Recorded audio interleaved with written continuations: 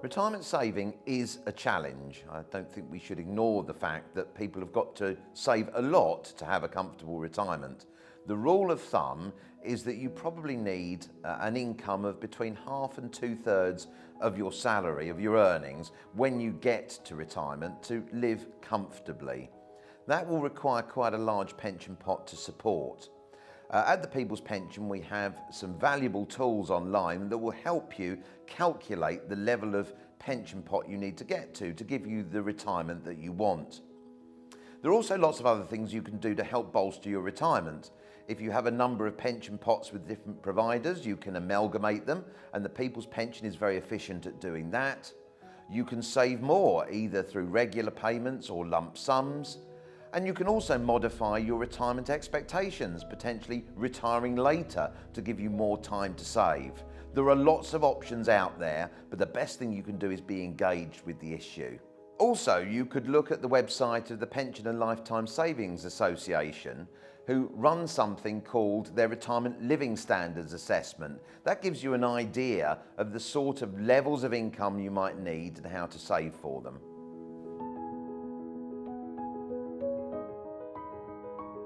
If you've worked for more than one employer, there's a good chance you'll have a number of different pension pots under your control. You might want to consider consolidating these, and if you do want to bring them together under a single umbrella, you can do so with the People's Pension. It's quick and it's easy to do this. Before you do transfer pensions, you should consider a number of items. Think about your personal circumstances. Think about the nature of the pensions that you would be combining. Are you going to be retiring within the next 5 years? Are you giving up any valuable guarantees in making the transfer? For example, guaranteed annuity rates. And are you going to incur any additional charges if you transferred your pensions? In some circumstances, for example, if you're transferring from a defined benefit pension scheme, then we would encourage you to read Money Helper's Guide to Transferring from a Defined Benefit Scheme.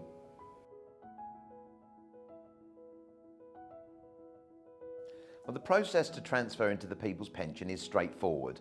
You will need some information about your old pension arrangements, for example, the approximate value of them, the name of the provider, and ideally policy numbers to help us track them down. We can then help you through this process online. A very simple form needs to be filled out, and then we take it from there. If you can't find information about your old pensions, don't worry. The government runs something called the Pensions Tracing Service online, which should enable you to track them down.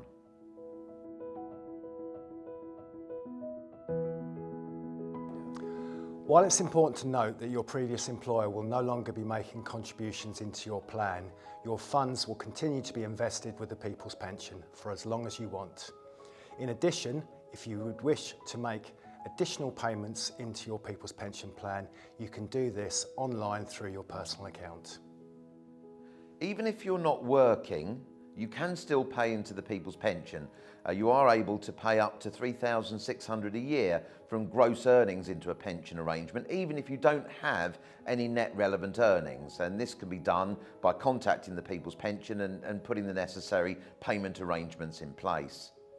If you're not working through ill health, it can be quite a complex situation. We recommend you speak to your employer to understand exactly your circumstances and to make sure that payments, if they are due, are being made across to the scheme.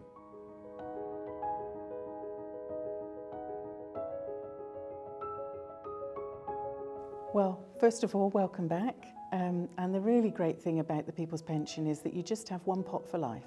So if you were paying into a pot with us with your previous employer and your new employer is also with us, you can just continue paying into that same pot. It's as easy as that. One of the things we strive to achieve at the People's Pension is to make things easier for our customers. And we know how difficult it is having many pension pots to try and piece together.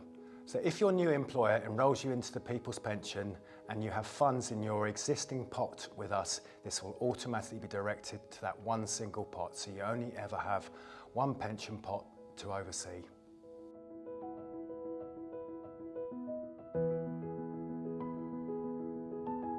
Well, as you can imagine, living in a different country can be quite complicated, not just for your pension, but for your other financial arrangements too.